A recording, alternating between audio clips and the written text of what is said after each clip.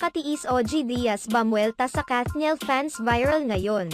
Hanggang ngayon ay binabatikos pa rin ang showbiz insider at talent manager na si OG Diaz ng mga fans ng Kathniel dahil sa umano'y pagpapakalat nito ng fake news hinggil sa hiwalayan ng celebrity couple. Sa nagdaang episode ng Showbiz Update ni OG Diaz, naisiwalat niya ang nakarating sa kanyang balita hinggil sa umano'y hiwalayan ng longtime celebrity couple.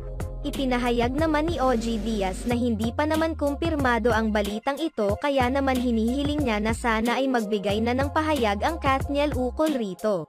Hiniling din ng talent manager na sana ay hindi ito totoo.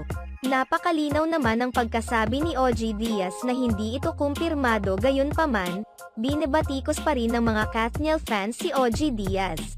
Hindi matanggap ng mga Kathniel na binalita ni OG Diaz ang hiwalayan ng dalawa gayong hindi pa naman pala ito